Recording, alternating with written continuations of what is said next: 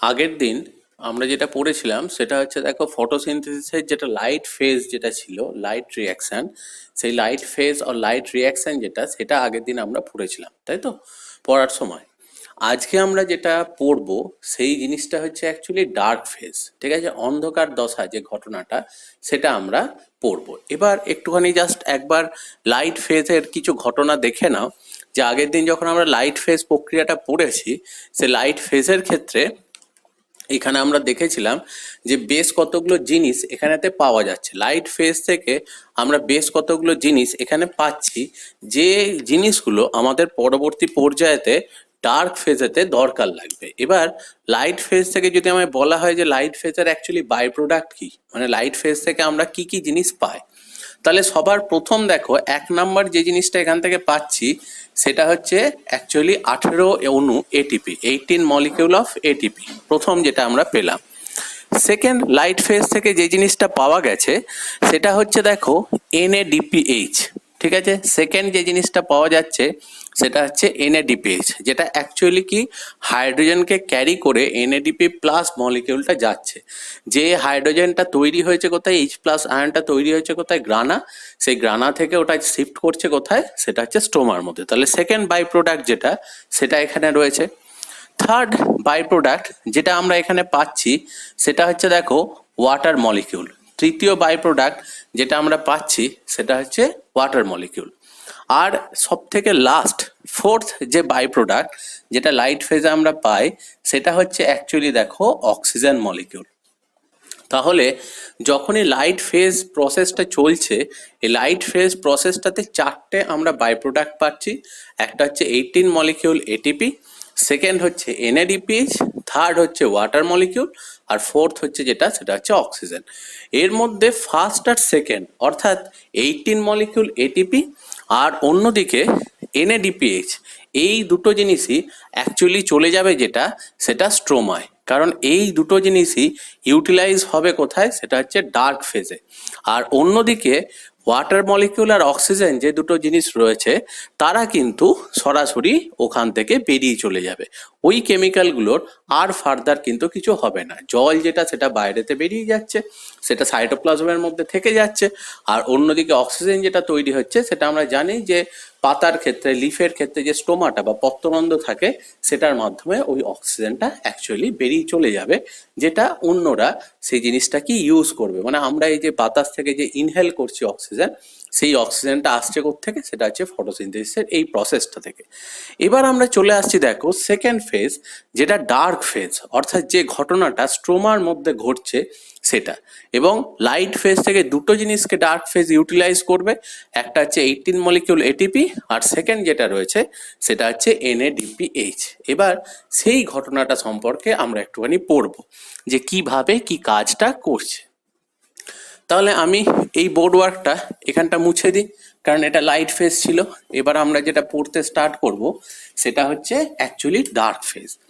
এবার ডার্ক ফেজটা পড়ার জন্য দেখো, যখন আমরা ডার্ক ফেজটা পড়ছি, ডার্ক ফেজের ক্ষেত্রে ডার্ক ফেজটা অ্যাকচুয়ালি হয় কোথায়, একটু আগেই আমরা দেখো পড়েছি যে ডার্ক ফেজটা যেটা ঘটছে সেটা হচ্ছে ক্লোরোপ্লাস্টিডের মধ্যে স্ট্রোমাতে। তাহলে ক্লোরোপ্লাস্টিড হচ্ছে একটা বায়োমেমব্রেনাস স্ট্রাকচার, একটু আগেই দেখো আমরা পড়লাম যে বায়োমেমব্রেনাস স্ট্রাকচার, এবং সেখানকার মধ্যে কিছু ব্যাগের মতো স্ট্রাকচার থাকে, যে স্ট্রাকচারটাকে অ্যাকচুয়ালি বলা হয় থাইলাকয়েড স্ট্রাকচার। এবং এই থাইলাকয়েডগুলো যখন পরপর পরপর এরকমভাবে জমে থাকছে, তখনই এই স্ট্রাকচারটাকে অ্যাকচুয়ালি বলে যেটা, সেটা হচ্ছে গ্রানা।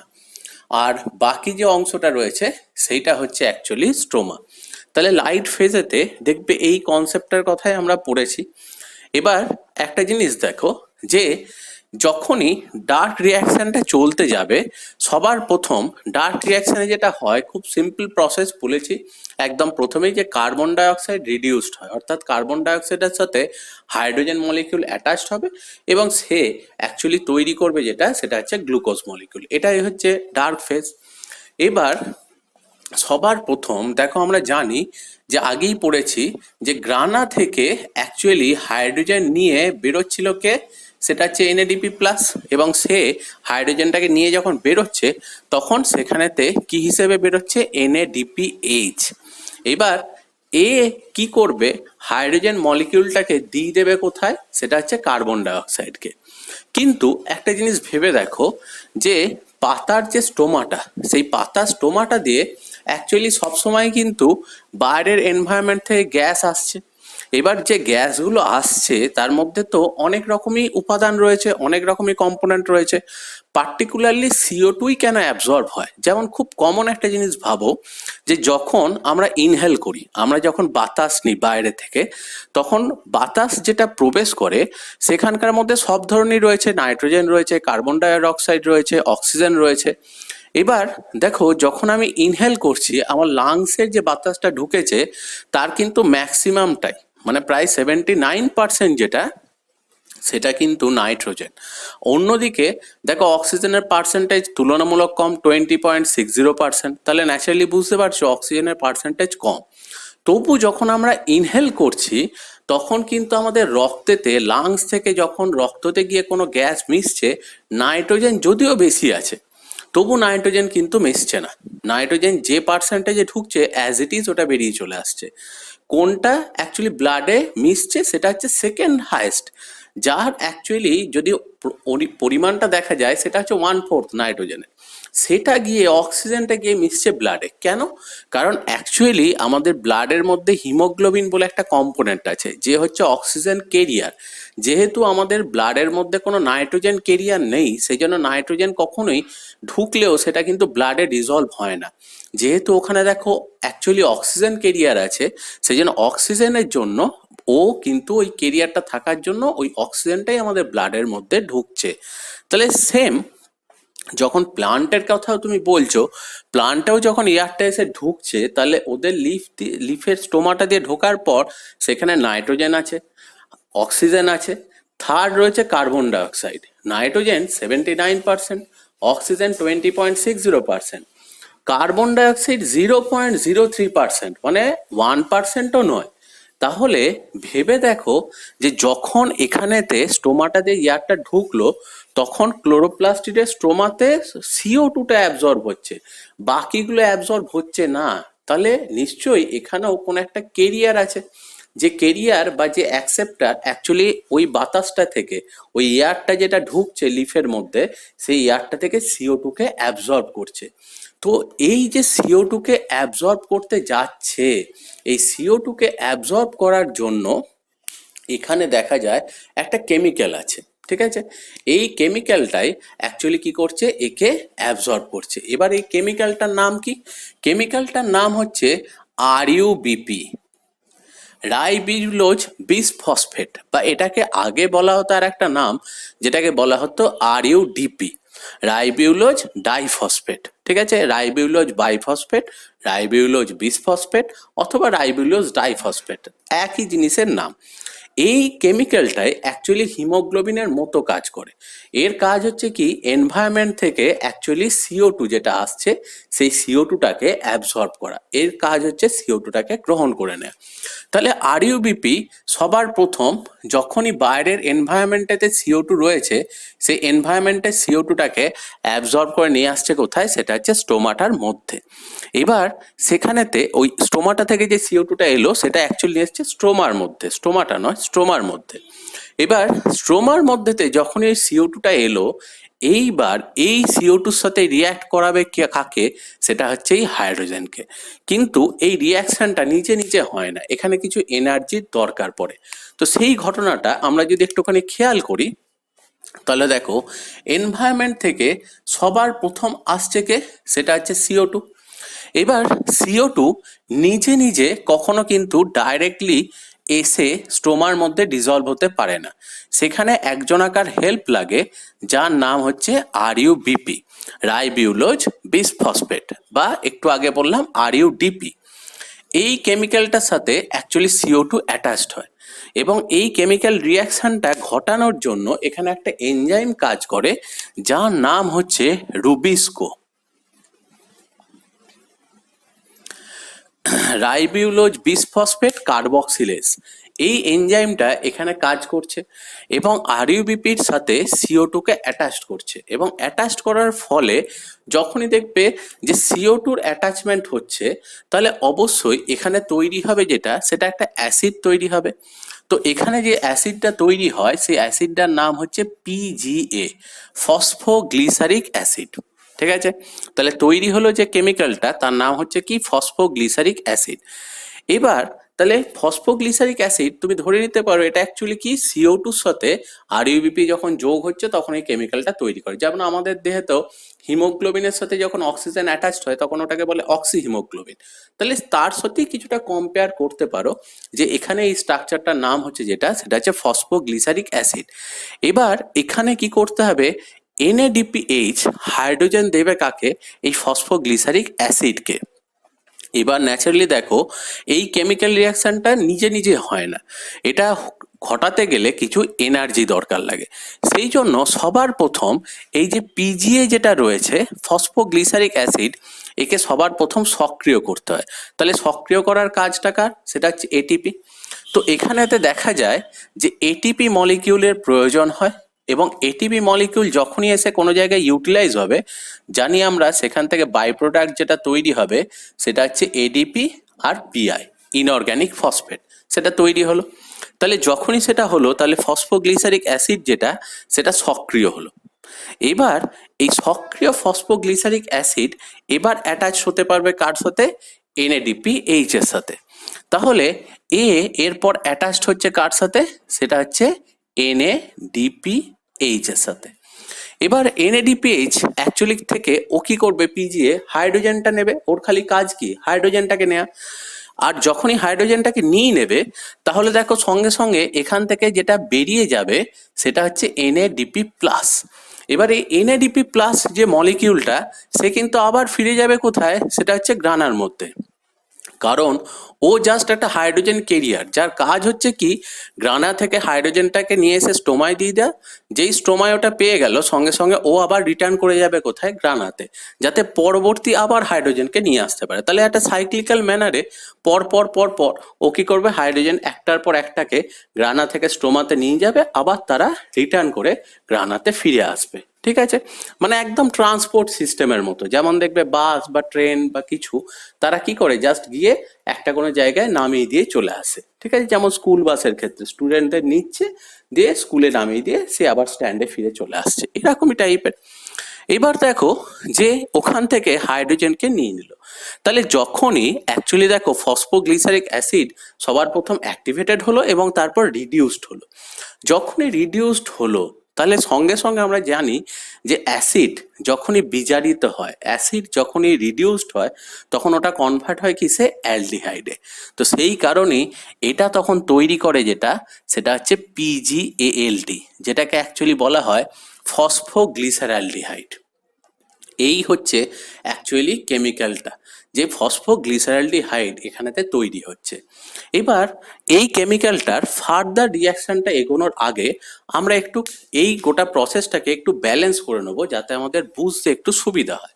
তো সবার প্রথম দেখো যে আমরা যদি এখানে খেয়াল করি, আমাদের ডার্ক ফেজেতে অ্যাকচুয়ালি দরকার ছিল কতগুলো CO2, সেটা ছিল দেখো 6টা CO2, আমরা পড়েছি 6টা CO2 লাগে। এবার 6টা CO2-র জন্য কেরিয়ার মলিকিউল আরইউবিপি, সেটাও লাগে যটা, সেটা হচ্ছে 6 মলিকিউল। এবার সেখান থেকে দুটো যখন যোগ হয় তখন তৈরি হয় যেটা, সেটা হচ্ছে PGA। এবার এই জিনিসটা একটুখানি ভালো করে বুঝবে। অ্যাকচুয়ালি আরইউবিপি, রাইবিউলোজ, দেখো রাইবোস কথাটার অর্থ রাইবোস সুগার, যখন আমরা বলি সেগুলো হচ্ছে সমস্ত কি 5 কার্বন সুগার। কারণ দেখবে পড়েছো DNA RNA, ribose sugar, deoxy ribose sugar সবাই কিন্তু পেন্টোজ সুগার, 5 কার্বন যুক্ত শর্করা। তাহলে অ্যাকচুয়ালি এদের সবাইকার কার্বন নাম্বার হচ্ছে 5 কার্বন।